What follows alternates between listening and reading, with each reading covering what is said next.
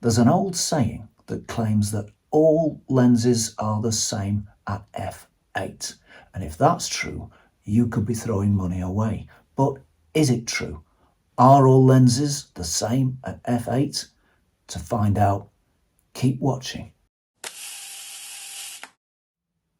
Well, hey everybody, thank you for checking in once again and welcome to another one. So, does a technically inferior lens shoot as well as a superior one at f8? That's the question we're asking today. We don't want to be chucking money away chasing exotic lenses if a cheaper one will do exactly the same for a fraction of the price. And today we're going to find out if that's true. We've got 4 lenses to test, and they are, where are they? Here we are. We've got the Jupiter 8. This is a rangefinder lens made by KMZ in Russia for many years. This is a 1987 model, but they were made from the early 50s, maybe even earlier than that, right up until the 80s. So the little Jupiter 8. We've also got this lens. This is the Helios 44 13 blade version. This is slightly nicer than the 8 blade version, so I decided to test this one today. And we have got number 3, another somewhat humble lens. My old friend, the Industar 61. I think this one's still adjusted to f8 from my testing. This is another rangefinder lens. These were made in the millions. It's very cheap. It was very cheap when it was new. It's an f2.8 lens, so we're going to see how that one performs. And we've also got, as a sort of a standard by which to test the others, we've got my gold standard. The lens that is still my gold standard for 50mm lenses. This is the Carl Zeiss Jena Pancolar f1.8. So we're going to put all these lenses through their paces. I'm going to shoot each one at f2 and each one at f8, 4 identical scenes, and we'll see how they do. Are all lenses the same at f8? Well, to find out, keep watching. So these 3 seemed the right sort of lenses to test against the Pancolar because they're cheap, plentiful, readily available, and they're essentially old technology. This Jupiter 8, for example, this can trace its roots all the way back to the 1930s. It's essentially a Zeiss sonar lens. The Industar 61 traces its roots right the way back. This is a Tessar, and that design traces its roots right the way back to the 1880s or 1890s sometime. So this is an old design of lens. Also this Helios, this is the slightly fancier 13 blade version, but it's essentially a copy of a Zeiss Biotar, the lens that was made from the 1930s right up until I think the late 50s, maybe early 60s. This is a copy of a 1950s lens. It's a nice lens, but it is an old design. So all of these lenses trace their roots back some considerable way, all 3 of these lenses, that is, and the Pancolar is a tough one to beat. So that's why I've chosen them. So I'm going to check out the images on my computer here. I'll put them up on the screen also so that you can see them, and let's have a look at what I found. Well, I guess the first thing I found was that all of these lenses are reasonably sharp in the center. That is the Jupiter, the Industar, the Helios, and the Carl Zeiss Jena. They all had soft edges. I think possibly, and this was a surprise, possibly the Carl Zeiss Jena had the softest edges, although it was the sharpest in the middle. And we're talking now about shooting these lenses wide open. The Helios 44, I think, was the softest of all of the lenses. The Jupiter gave a very good performance, actually, and that was quite surprising. I found it pretty sharp in the center. Softer than the Pancolar, but not too different actually, wide open, and that was quite a surprise. The little Industar being a Tessar design, well, that's an inherently sharp design, so that gave a relatively sharp image from wide open. It's roughly the same as the Jupiter, maybe slightly less sharp, a little difficult to distinguish, not quite as sharp as the Carl Zeiss Jena, but sharper than the Helios. All of the lenses gave similar colour, so they weren't too much affecting the colour in these lighting conditions. It was relatively strong light that I was shooting in, and colours do seem to be broadly similar across the range of these shots. There is some variation with the Carl Zeiss Jena and the Industar 61, the Tessar lens, seeming slightly less sensitive to the traces of blue paint on the fence there, and the Jupiter and the Helios picking up that blue just a little stronger. So there are individual differences between the lenses, but broadly speaking, wide open, they all give fairly similar colours. They all show a little bit of vignetting, that is darkening in the corners and sometimes at the sides of the shot as well. Now we know that vintage lenses are not perfect when shot wide open.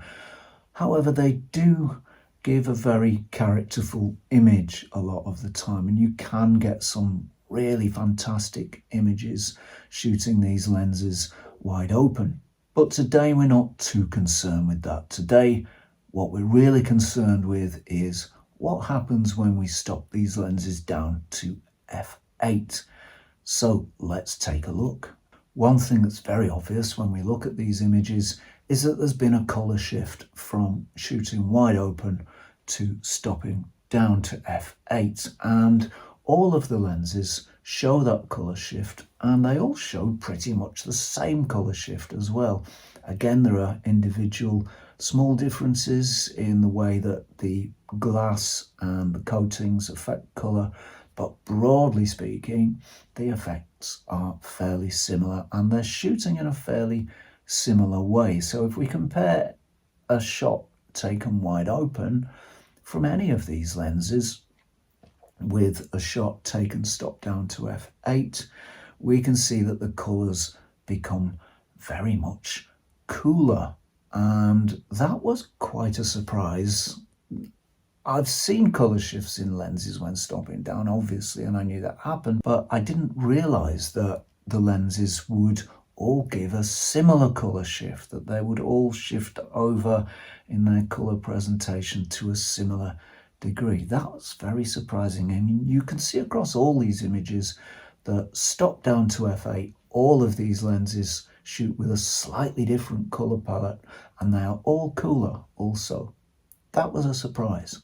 We can also immediately see that all of the lenses have gained contrast. The Jupiter, the Industar, the Helios, and the Carl Zeiss Jena all behave again in a similar way when stopping down to f8. The images are all much more contrasty. They show a greater difference between lights and darks. They show a greater range of lights and darks, and generally they just present a wider range of blacks and whites, and they present them more definitely and more clearly. They all have much more contrast. When it comes to sharpness, we can see that all of the lenses have increased very considerably in sharpness, not only in the center but also right the way across the frame, such that the edges of pretty much all of these shots and the corners are now respectably sharp. Not quite as sharp as the center, but still very sharp indeed. And all of these lenses stop down to f8 do give a very sharp image. There's no doubt about it. The Jupiter sharpened up to give a much sharper image. The little Industar 61 gave a very sharp image indeed. The Helios gave a much sharper image, and the Carl Zeiss Jena also gave a very much sharper image than it had shot at f1.8 wide open.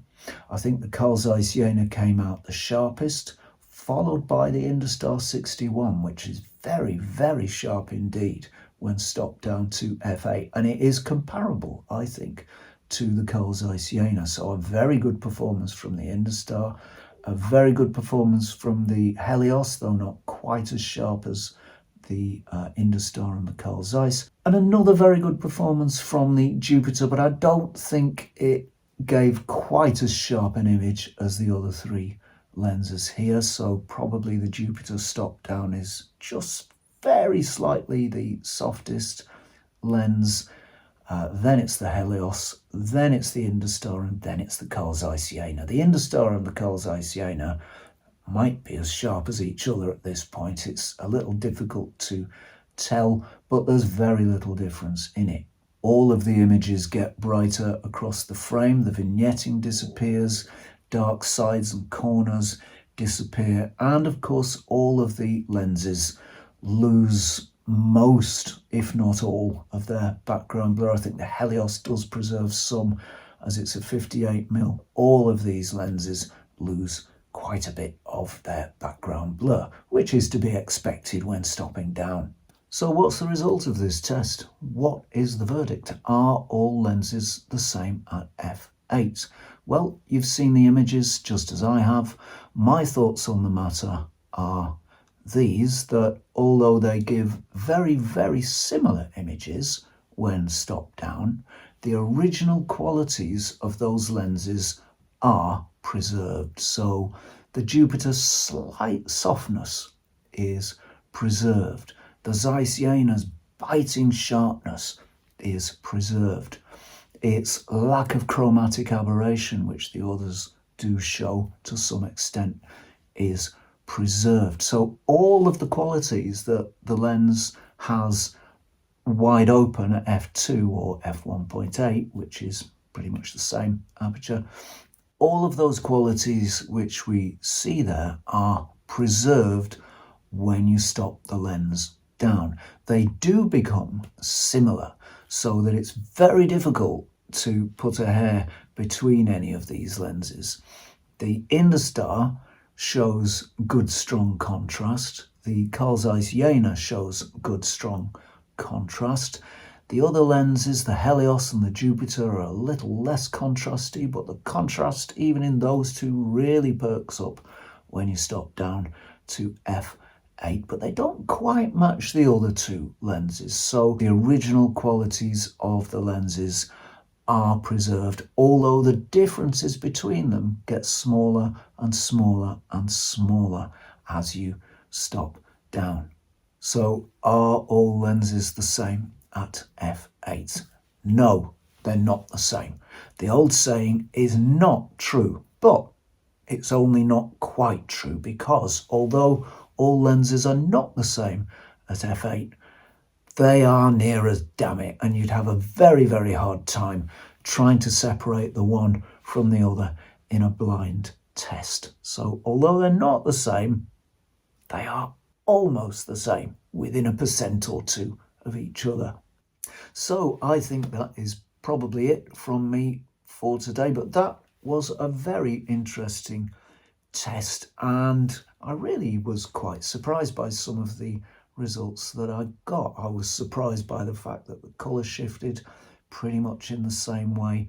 I was surprised how sharp each lens got, and that was a really interesting test to do, and I hope it's been interesting for you to see as well.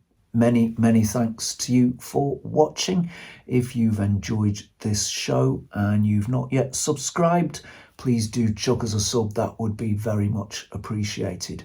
Many thanks go to subscribers for your support. Thank you very much to all of you for that. That really does mean a lot. Thank you also to patrons for your support. That is very much appreciated, and we really couldn't make this show in the same way that we do without that support from patrons. So many thanks to you for that. Thank you to everybody who's given thanks, super thanks, watched the show, left a comment, or engaged with the channel in any way. I really do appreciate it. And if you like the content on this channel, you might want to become a patron yourself. You can do that over at www.patreon.com/Zenography, and you can do that for as little as $1 per month. As for now, that is it from me. But if you're not doing anything too troublesome, difficult, or irritating next week at around this time, please do join me for a spot more Zenography. Until then, cheerio all.